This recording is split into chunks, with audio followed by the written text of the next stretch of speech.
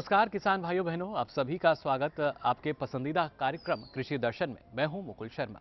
कृषि दर्शन में लगातार हम आपको बताते हैं कृषि क्षेत्र का किस तरीके से विकास किया जा रहा है, कौन कौन सी नवीनतम तकनीकें हैं जो आपके लिए लाई जा रही हैं। तो आइए ये जानने के लिए सबसे पहले देखते हैं खबरें खेती की।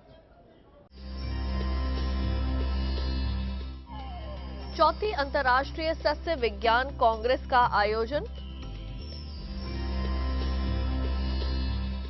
प्रति व्यक्ति दूध की उपलब्धता 2021 से 2022 तक 500 ग्राम होने की संभावना। और अकृषि भूमियों में चारा उत्पादन। नमस्कार, खबरें खेती की में आप सभी का स्वागत है। मैं हूं ज्योत्सना वाहल और अब खबरें विस्तार से। भारतीय कृषि अनुसंधान संस्थान में अंतर्राष्ट्रीय सस्य विज्ञान कांग्रेस का आयोजन 22 नवंबर से 26 नवंबर तक किया जा रहा है। इस कांग्रेस में देश विदेश के वैज्ञानिक व किसानों के आने की संभावना है। भारत एक कृषि प्रधान देश है। यहाँ पर मौसम के आधार पर विभिन्न फसलें उगाई जाती हैं, जिसके लिए जी जान से मेहनत करते हैं हमारे किसान तथा पोषण प्रबंधन करते हैं पूरे देश की आबादी का। किसान का ये उत्पादन और बढ़े, इसके लिए प्रयास करते रहते हैं कृषि वैज्ञानिक। इन्हीं प्रयासों को बढ़ावा देने के लिए भारतीय कृषि अनुसंधान संस्थान में अंतर्राष्ट्रीय सस्य विज्ञान कांग्रेस का आयोजन 22 नवंबर से 26 नवंबर तक किया जा रहा है।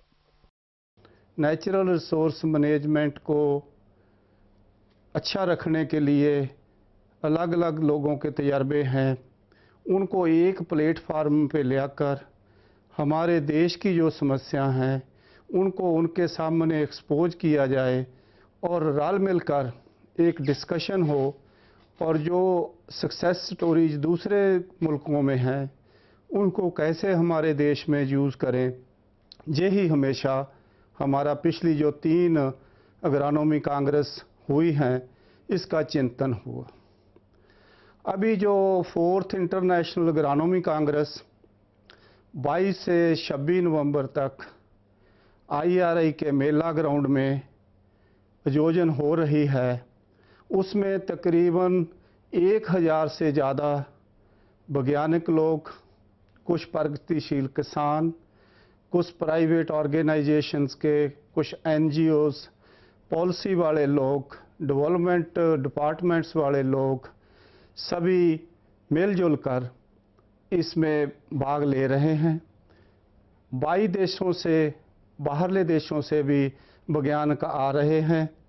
और ख़ास बात यह है कि जितना भी हुज़ हू इन एग्रीकल्चर, चाहे वो रिसर्च की बात है, चाहे वो डेवलपमेंट की बात है, चाहे वो पॉलिसी की बात है, चाहे वो मार्केटिंग की बात है, चाहे वो ट्रेड की बात है, इस सभी विषयों के जो विशेषज्ञ भारत में भी हैं वो सभी इसमें भाग ले रहे हैं।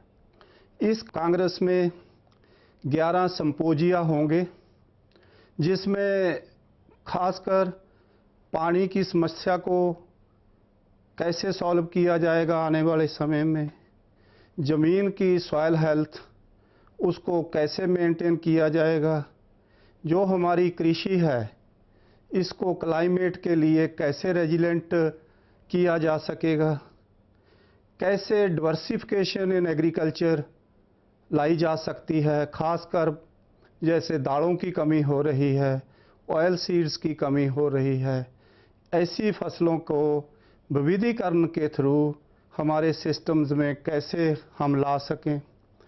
सबसे जो बड़ी बात है, हमारे माननीय प्रधानमंत्री जी का जो सपना है कि हमने अगले 5 साल में किसान की आमदनी को दुगना करना है, इसके लिए भी हमने एक स्पेशल पैनल डिस्कशन रखा है, जिसमें के जो हमारे विशेषज्ञ होंगे वो अपने अपने विचार रखेंगे कि भारत के किसान की जो आमदनी है उसको आने वाले 5 साल में कैसे दुगना किया जाए। हमारे देश में तकरीबन 80% जो किसान हैं वो छोटे किसान हैं, स्मॉल एंड मार्जिनल फार्मर्स हैं। उनको जीविका कमाने के लिए उनको सारा साल एम्प्लॉयमेंट अपने खेतों पे ही मिले और उनकी जो लागत है उसमें कैसे कमी आए कृषि की लागत में, और कैसे उनको जैसा क्लाइमेट में चेंज आएगा उनका जो एग्रीकल्चर है उस पे इफ़ेक्ट कम हो। इसके लिए इंटीग्रेटेड फार्मिंग सिस्टम के ऊपर भी एक सेशन रखा गया है, ताकि हम कैसे मछली पालन, dairy, horticulture, crops, mushroom, beekeeping, सभी चीज़ें को कैसे इंटीग्रेट करें, ताकि अगर कहीं ड्राउट की सिचुएशन आए, कहीं सबमर्जेंस की सिचुएशन आए, कहीं बहुत सारे टेम्परेचर हाई की बात हो, चाहे वो कोल्ड वेव की बात हो, उसमें भी जो किसानों की फसल है, जो उसकी आमदनी है, उस पे कम से कम असर हो। हमने किसानों को, यूथ को, वैज्ञानिकों को, सीनियर लोगों को स्वामीनाथन साहब से लेकर एक प्लेटफॉर्म पे ला रहे हैं। तो मैं समझता हूँ इस कांग्रेस का जो अल्टीमेट फायदा है वो कैसे हमारी टेक्नोलॉजी किसानों तक पहुंचेगी, उसका भी एक बहुत बड़ा इशू लेके हम चले हैं। कृषि से जुड़ा दूसरा व्यवसाय है पशुपालन, जो कि दूध दही के रूप में लोगों को पोषण प्रदान कर स्वस्थ रखने में सहायक है। 2021 से 2022 तक दूध की उपलब्धता 500 ग्राम प्रति व्यक्ति होने की संभावना है। केंद्रीय कृषि एवं किसान कल्याण मंत्री श्री राधा मोहन सिंह ने कहा कि डेयरी में लगे लोगों की मेहनत व सरकार के अथक प्रयासों की वजह से भारत ने दूध उत्पादन में 4.2% की औसत वृद्धि हासिल कर विश्व के 2.2% की औसत वृद्धि दर को पीछे छोड़ दिया है तथा 2015 और 16 में देश में दूध उत्पादन की वृद्धि दर 6.7% रही। हमारे देश का बहुत बड़ा भूभाग कृषि योग्य नहीं है, लेकिन कृषि वैज्ञानिकों के अनुसंधानों से अकृषि भूमि का भी इस्तेमाल कर उसमें चारा उगाने की तकनीक में सफलता प्राप्त कर ली है। पेश है ये अनुसंधान परक रिपोर्ट। हमारे देश में झांसी उत्तर प्रदेश स्थित आईसीएआर का भारतीय चारागाह एवं चारा अनुसंधान संस्थान में अकृषीय भूमियों में चारा उगाने की तकनीक विकसित कर ली है। इस तकनीक के बारे में जानकारी देते हुए संस्थान के प्रधान वैज्ञानिक डॉक्टर सुनील कुमार ने हमारे संवाददाता को बताया, भारत में लगभग 10 मिलियन हेक्टेयर चारागाह हैं, लेकिन वो बहुत क्षरित अवस्था में हैं और कुप्रबंधन तथा अत्यधिक पशु दबाव के कारण उनसे होने वाली चराई से पशुओं का पोषण उपलब्ध नहीं हो पाता है। इसलिए भारतीय चारागाह अनुसंधान संस्थान सतत रूप से चारा वाली घासों को, जो आकृष्ट क्षेत्रों में विशेषकर गोचर भूमि, परती भूमि, बंजर भूमि, ऐसी ज़मीनों में इन प्रजातियों को लगाकर उन क्षेत्रों से उन चारागाहों को उन्नत किया जा सकता है। उनसे प्रति हेक्टेयर अधिक हरा चारा लिया जा सकता है और उनको संरक्षित किया जा सकता है। यहाँ पर बहुत सी चारा प्रजातियाँ जैसे अंजन घास, धामन, धौलू, सेवण, इस तरह की बहुत सी घासों का संग्रह हम लोग दिखा रहे हैं और इन घासों को हम लोग वास्तविक परिस्थितियों में अर्थात वन चारागाह के मॉडल विकसित करके या परती भूमि का विकास करके या जो वाटरशेड प्रोग्राम हैं उनमें इनका समायोजन करके विकसित करने का पूरा प्रयास कर रहे हैं। इसमें हमारी जो सरकारी संस्थाएं हैं, जो एनजीओज हैं और बहुत सारे जो सेल्फ हेल्प ग्रुप हैं किसानों के, इसको आगे आ रहे हैं इसको अडॉप्ट करने के लिए। और ये देखा गया है कि इसमें विशेषकर केवल प्रजातियों को समावेश ही आवश्यक नहीं है, बल्कि चराई का प्रबंधन भी आवश्यक है और इनका जो संरक्षण है, जो इनका अधिक इनका जो प्रयोग किया जा रहा है, उससे भी बचाने की ज़रूरत है। खेती किसानी में मौसम की अहम भूमिका होती है, इसलिए किसान भाइयों, आपके लिए ये जरूरी हो जाता है कि आप मौसम की पूर्व जानकारियों को जान लें व खेती से संबंधित कार्य शीघ्र कर लें। भारतीय मौसम विज्ञान विभाग के अनुसार अगले 24 घंटों में देश के ऊपरी भागों में जम्मू कश्मीर, हिमाचल व उत्तराखंड में मौसम सर्द रहेगा। कहीं कहीं आसमान बादलों से ढका रहेगा। देश के उत्तर पूर्वी भागों में जैसे सिक्किम, आसाम, मेघालय व अरुणाचल प्रदेश में कई भागों में मौसम ठंडा रहेगा व दिन में धूप खिली रहेगी। पंजाब, हरियाणा व उत्तर प्रदेश के सभी भागों में मौसम साफ रहेगा। देश के निचले व तटवर्ती इलाके जैसे कर्नाटक, तमिलनाडु व केरला में मौसम साफ रहने के आसार हैं। खबरें खेती की में केवल इतना ही, और अधिक रोचक और ज्ञानवर्धक जानकारियों के लिए आप देखते रहिए कृषि दर्शन। ये लो और बताओ। बस। अरे ये क्या भैया जी, बस इतनी सी रासायनिक खाद? किसानी छोड़ रहे हो क्या? किसानी नहीं, नादानी छोड़ रहे हैं। मिट्टी की जांच कराई है। अब तो लालाजी जितनी जरूरत है उतने ही उर्वरक खेत में डालेंगे। हाँ, किसान भाई आज ही अपने जिले की नजदीकी भूमि परीक्षण प्रयोगशाला में मिट्टी की जांच जरूर करवाएं और मिट्टी में पोषक तत्व, नमी व पौधे के विकास को देखते हुए केवल जरूरत के अनुसार ही पोषक तत्व डालें। और हाँ, मिट्टी में गंधक, जस्ता, बोरोन जैसे सूक्ष्म पोषक तत्वों का पता लगाना भी न भूलें। उर्वरक और जैविक खाद के सही उपयोग से भूमि का उपजाऊपन बनाए रखें, उत्पादकता बढ़ाएं, खर्चा घटाएं और बहुमूल्य विदेशी मुद्रा बचाने में भी सहयोग दें। और हाँ, धीमी गति से नाइट्रोजन उपलब्ध कराने वाले उर्वरकों जैसे नीम लेपित यूरिया को प्राथमिकता दें और यूरिया का पत्तों पर छिड़काव करें। अरे वाह, तू तो सचमुच समझदार हो गया रे। अधिक जानकारी के लिए संपर्क करें जिला कृषि अधिकारी या किसान कॉल सेंटर। आपके चिट्ठी पत्र जो हमारे पास पहुंचते हैं, यानी आपके सवाल और सुझाव जो आते हैं, उनके जवाब हम आपको दिलवाते हैं हमारे कृषि विशेषज्ञ से। और आज के हमारे कृषि विशेषज्ञ हैं डॉक्टर यशवीर शिवे। किसान भाइयों और बहनों, नमस्कार।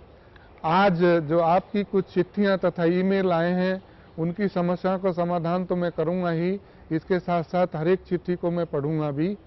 तो सबसे पहले जो ईमेल आया है एक किसान भाई का करनाल से, उसको पढ़ता हूं मैं।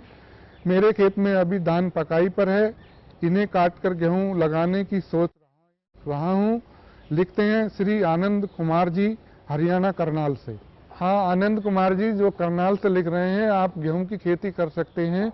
मैं समझ सकता हूं कि करनाल के अंदर जो है बासमती धान की खेती करते हैं और वो लंबी अवधि में पक्का तैयार होती है।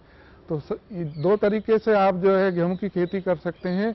एक तो आप पहले से ही जो है जीरो विधि द्वारा गेहूं की बिजाई कर सकते हैं, लेकिन ये सुनिश्चित कर लें कि जो गेहूं की अच्छी किस्म है तथा बीज है, आप किसी प्रमाणित संस्था से ही लें, क्योंकि बीज की मात्रा जो है बहुत जरूरी होती है निर्धारित करना। इसके लिए जो है आपको 100 किलोग्राम प्रति हेक्टेयर के हिसाब से बीज की आवश्यकता होगी। अब बीज जो है कभी कभी तो संशोधित भी होता है। यदि संशोधित नहीं है और घर का ही बीज इस्तेमाल कर रहे हैं तो कार्बनडाजिम या बावस्टीन आती है, 1 से 1.5 ग्राम दवा प्रति किलोग्राम बीज के हिसाब से उसको उपचारित कर ले। और उपचारित करने के बाद में जो है सीडिल द्वारा उसकी सीधी बिजाई भी कर सकते हैं जीरो विधि द्वारा। यदि आपकी देर से ऐसा लगता है कि आपका खेत और देर से खाली होगा, तो जीरो विधि द्वारा, जिसको हम सीडिल की जो जीरो सीडिल आती है, उसके द्वारा भी सोइंग कर सकते हैं। अर्थात आपको जुताई करने की जरूरत नहीं है, बल्कि धान को काटकर सीधे बिजाई कर सकते हैं। लेकिन उसके लिए आपको यह सुनिश्चित करना होगा कि जो सीडिल इस्तेमाल कर रहे हैं, खाद की मात्रा जो है नीचे पड़नी चाहिए बीज से, और बीज की मात्रा थोड़ी ऊपर पड़नी चाहिए। उनका आपस में संपर्क नहीं होना चाहिए।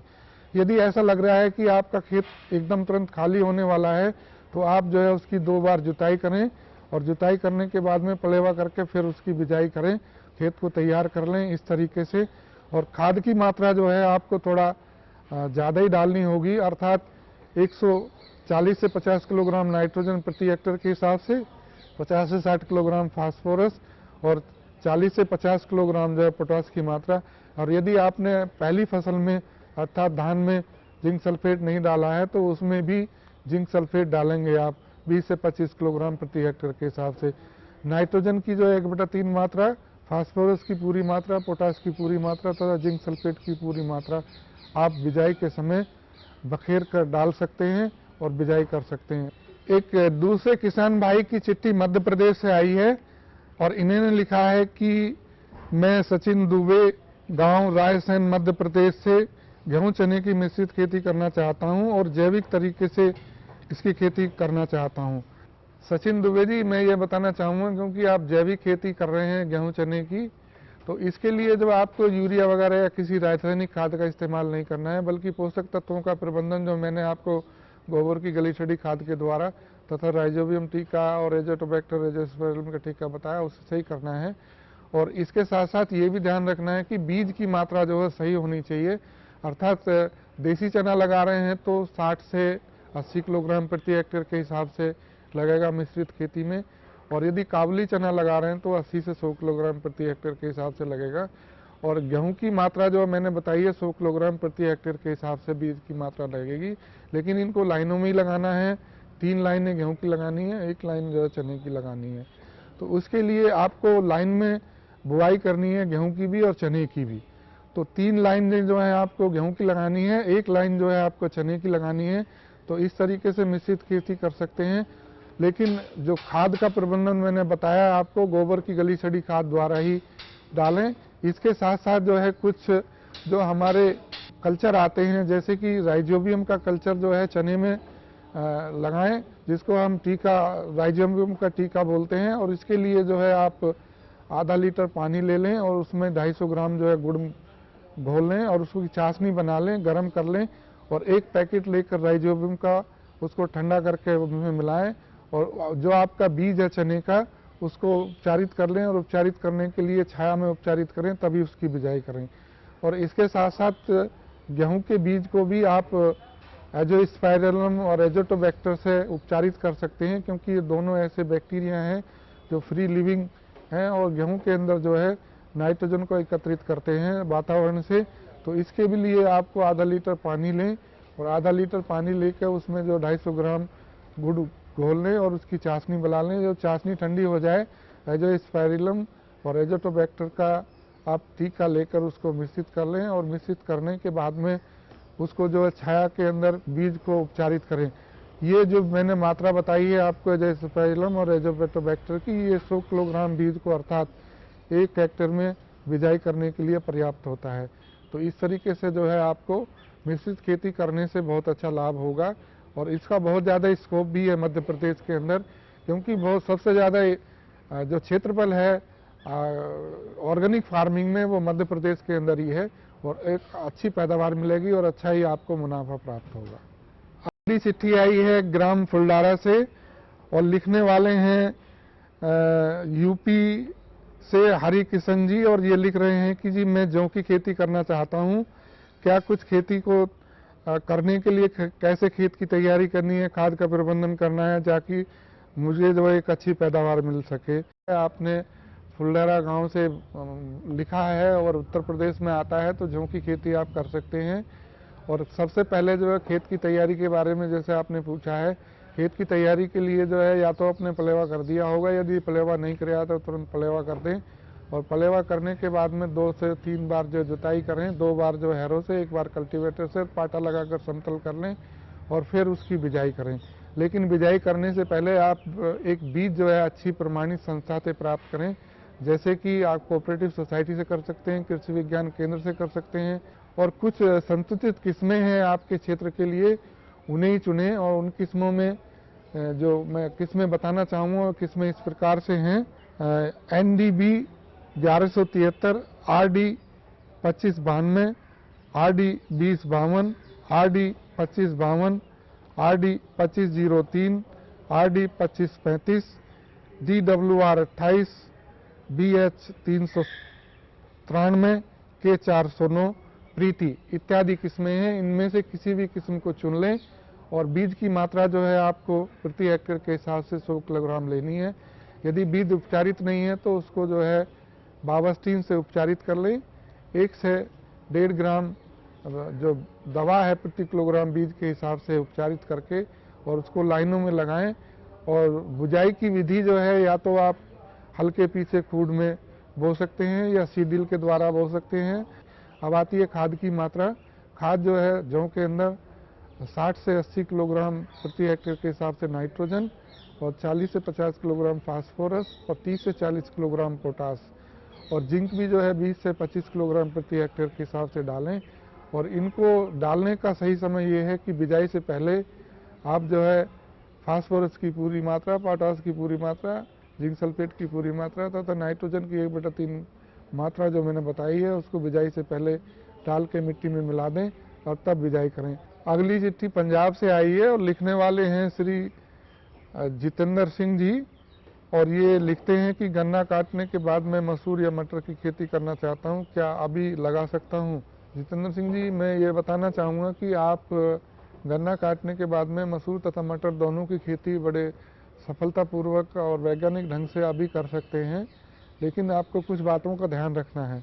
एक तो गन्ना काटने के बाद में जो आप जुताई करेंगे तो पहली जुताई तो जो है 2 बार हैरो से करें और दूसरी जुताई जो है रोटावेटर से करें, ताकि आपके अंदर जो खेत के अंदर मूंदे बचे हुए हैं तो वो अच्छे ढंग से कट जाएं और मिट्टी के अंदर मिल जाए।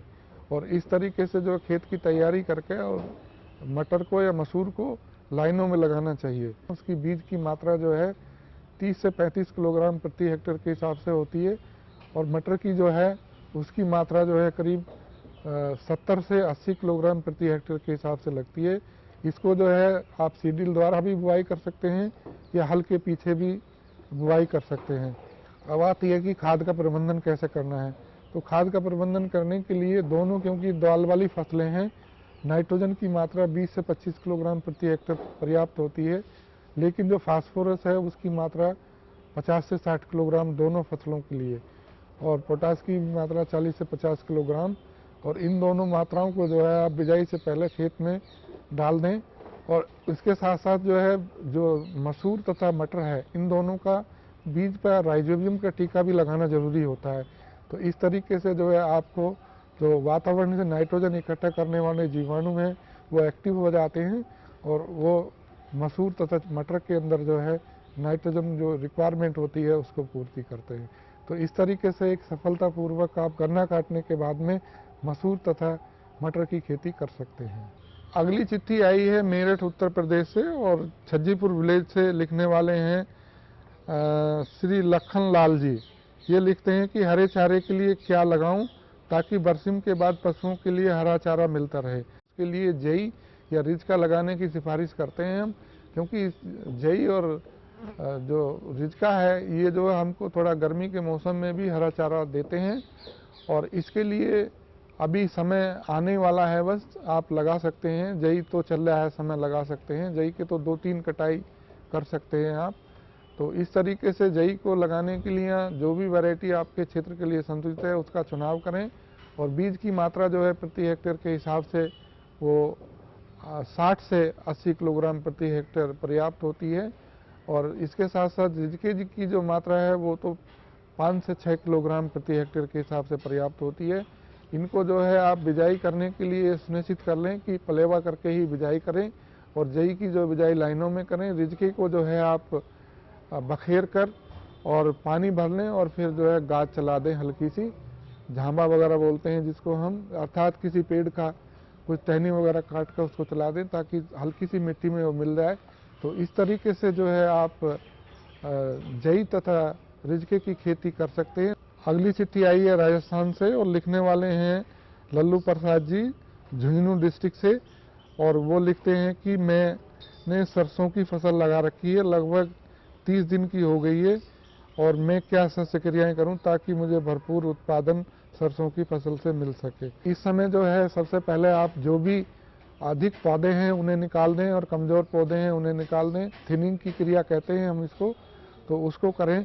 उसको करने के बाद में जो है आप अधिक पौधे निकल रहे हैं तो पानी अवश्य दे दें। 1 महीने की फसल हो जाने पर सरसों की फसल को पानी की आवश्यकता होती है, तो पानी लगाएं, लेकिन पानी जो है हल्का लगाएं, पानी ज़्यादा भर के न लगाएं, क्योंकि सरसों की फसल को पहला पानी जो है हल्का ही लगाना चाहिए। यदि ज़्यादा पानी लगाएंगे तो उसका इतना ज़्यादा प्रभाव अच्छा नहीं होता है, बल्कि हल्का पानी देंगे तो उसका प्रभाव अच्छा होता है और फसल जो है हमारी अच्छी ग्रोथ लेती है, वृद्धि करती है। उसके साथ साथ जो है उसमें पत्तियां आती हैं और ब्रांचेज निकलनी शुरू हो जाती हैं। इसके बाद जब आपकी फसल पानी देने के बाद में 8 से 10 दिन हो जाए और कुछ पैर सारने लायक हो जाए, अर्थात आप घूमना फिरना शुरू कर दें, तो कसोला लेकर या खुरपी लेकर जो है उसमें एक बार जो है खरपतवार नियंत्रण करें। और इस तरीके से करने से जो है एक नमी की पत्ती बन जाएगी, ताकि आपका नमी में जो वाष्पोत्सर्जन होता है वो कम होगा और नमी संरक्षित रहेगी। तो इस तरीके से आप यदि शस्य क्रियाएं अर्थात पानी देंगे और जो है उसके बाद में खरपतवार नियंत्रण करेंगे और जो बची हुई नाइट्रोजन की मात्रा है उसको भी जो है आपको पहला पानी देने के बाद में देना होता है। लेकिन जब आप निकाई गुड़ाई कर लें तभी दें, ताकि जो है आपकी फसल में एक अच्छा प्रभाव पड़े और खरपतवार निकल जाएंगे तो खरपतवार जो है उस नाइट्रोजन को नहीं लेंगे। तो इस तरीके से जो इस समय मैंने 3 क्रियाएं बताई हैं, अर्थात पानी देना और जो अधिक पौधे हैं उन्हें निकालना और खरपतवार नियंत्रण करना और इसके साथ साथ बची हुई नाइट्रोजन की मात्रा, तो ये शस्य क्रियाएं करेंगे तो आपको एक भरपूर उत्पादन सरसों की फसल से प्राप्त होगा। तो इन सब के बाद मैं आपसे विदा लेना चाहूँगा। नमस्कार। आपको हमारा कार्यक्रम कृषि दर्शन कैसा लगा? अपने सुझाव, प्रतिक्रियाएं एवं सवाल हमें इस पते पर भेजें। कृषि दर्शन, कमरा नंबर 10, CPC दूरदर्शन, खेलगांव, नई दिल्ली 110049। तो किसान भाइयों बहनों, फिलहाल के लिए कृषि दर्शन में इतना ही। दीजिए इजाजत। नमस्कार।